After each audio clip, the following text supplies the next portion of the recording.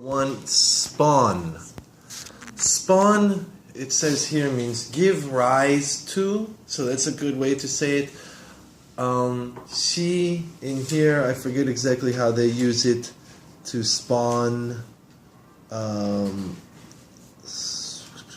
can't see how you use it. But it means kind of to come out of a situation. Also, it can be used with like animals to spawn. It really sounds, when you use it like that, it's really used a lot with like spiders and insects and the animals that give a lot of babies, right? You don't really use it for people or a dog.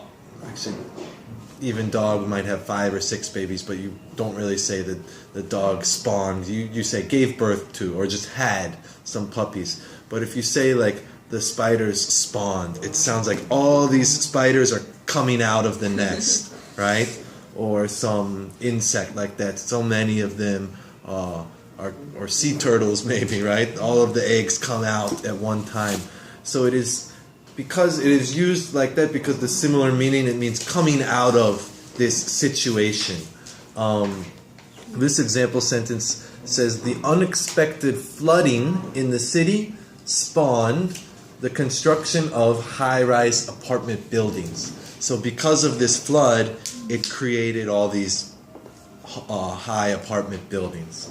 I'm trying to see how she uses it in here, but I can't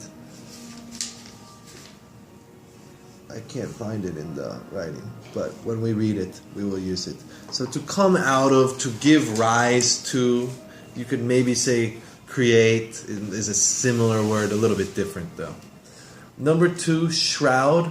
Shroud means to hide or to cover or to conceal. It can be used as a verb.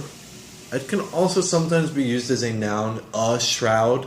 A shroud could be a physical shroud, almost like a curtain, hiding something, or it can be a figurative shroud. You know, you have a shroud over your identity or something like this. Or using it as a verb, Mina shrouds her identity. So she hides her identity. She is shrouding it, hiding it. Could be used as a noun or a verb, to shroud something. You are trying to hide what is there. Number 3 is a little bit difficult for me to explain. To wreak havoc. Wreak is the easy part. Wreak means cause, kind of. To cause havoc. To wreak havoc. The word havoc means, it's hard to find an exact synonym, but similar to the word damage, ruin, chaos. Chaos was maybe a good one. This example sentence, the kids were wreaking havoc at the birthday party, right? So it can be used in an innocent situation like that. The kids are going crazy and it is really disaster or chaos situation. You could use it in bigger term, you know, Trump is wreaking havoc on the political system in the US or something like that. To wreak havoc. Cause chaos maybe is the best synonym I can use for that. Number 4, purgatory. Is anyone here religious? Anybody? Catholic. Okay.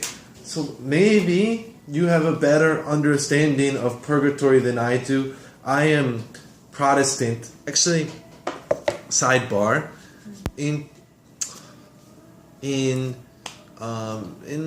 you talk to many Americans, myself included, we kind of say Catholic or Protestant. We use the word Protestant to mean Christian but not Catholic. If you say Christian, it's kind of both. Catholic is Christian.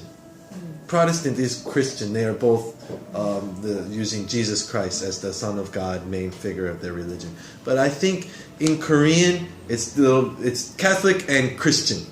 Yeah. So I think it's a little bit different, not the same. So that's why I use the word Protestant. Mm-hmm. Most people would probably understand that a little bit better. So we are both in English, American English, or both Christian. Yeah, we are both Christian. Mm-hmm. She is Catholic. I am Protestant. So Protestant just means not Catholic, basically. Baptist is Protestant. Methodist, Protestant. Presbyterian. There's many different kinds of Protestants. As far as I know, Protestants don't believe in purgatory. I think it's more of a Catholic belief.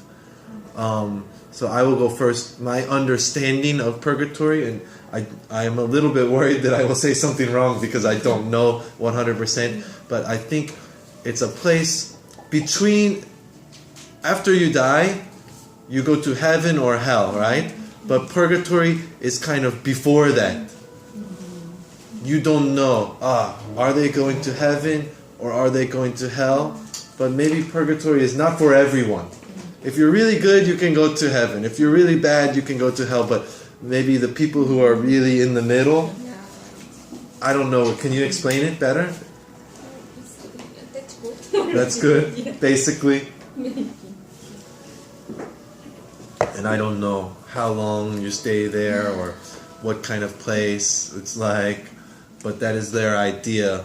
Instead of going straight to hell or straight to heaven, you have to go to this place, purgatory. It's almost like a second chance, kind of. Yeah. So it's not heaven and it's not hell. One of the students the other day thought it meant hell. No, it is not hell. It is kind of an in-between place. The word number 5, don, means to wear or to put on.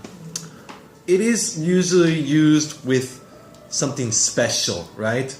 To don your nice fancy suit, to don this fashionable outfit. They say to don the Halloween costume. Halloween costume is not formal, but it is still special.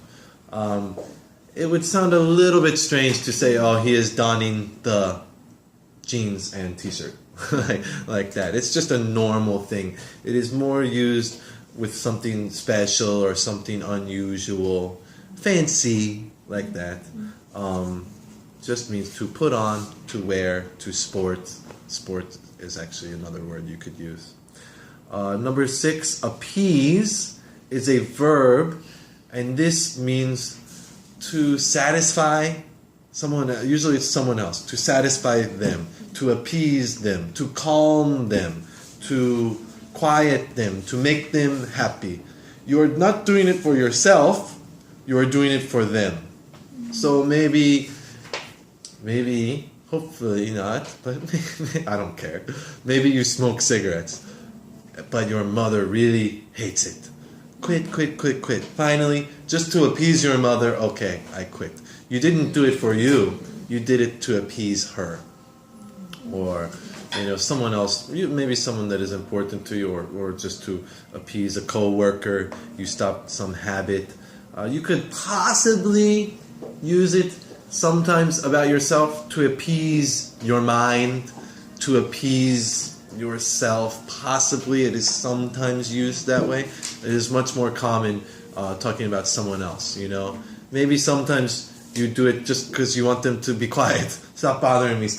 Okay, I will appease you.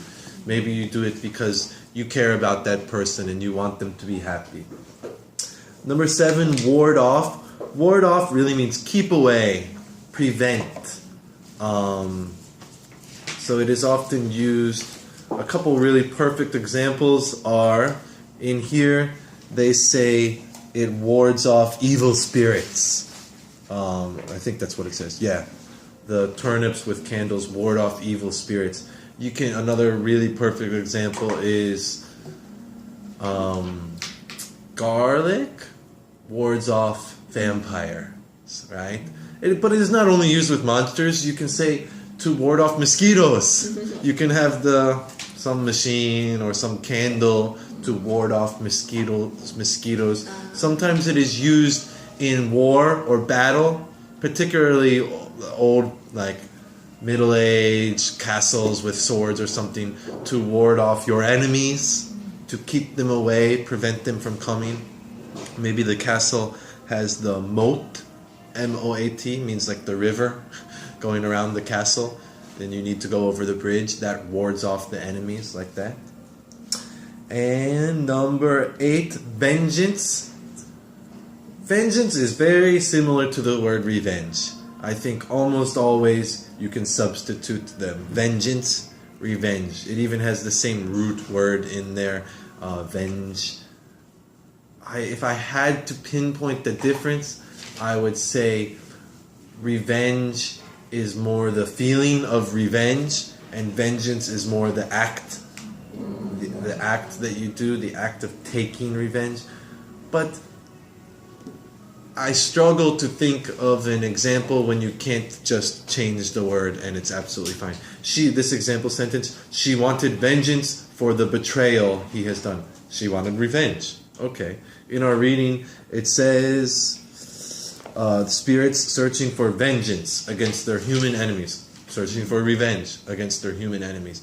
You can pretty much use either one. Okay. Any questions about those 8 words? I have a question. Yes. I heard that the impression of the word revenge is like a more evil. So if it's not a verb, so if we want to say like to take revenge. To take revenge. And it will be better to say I will get you back. No. Well, what situation? Can you give me a situation? Revenge definitely has. It sounds bad, or not bad, not always bad, but serious, right? It sounds like it's a kind of big, important situation. Of course, you can joke around. If someone plays some joke on you, oh, I'm gonna get revenge. Also, you could say, oh, I'm gonna get you back. It's in that situation, it's fine. I'm gonna get you back sounds a little bit more lighthearted. I agree with that. The word revenge can be used jokingly. It's not always so serious, but it's usually used that way. A lot of revenge movies, right? So many movies center around revenge. They killed my daughter or my wife, so I will go kill all the gangsters, like that. So it is usually quite some serious issue, revenge, but not always. Yeah, it's okay. Oh, I'm gonna get revenge. It's fine. Yeah. Any other questions?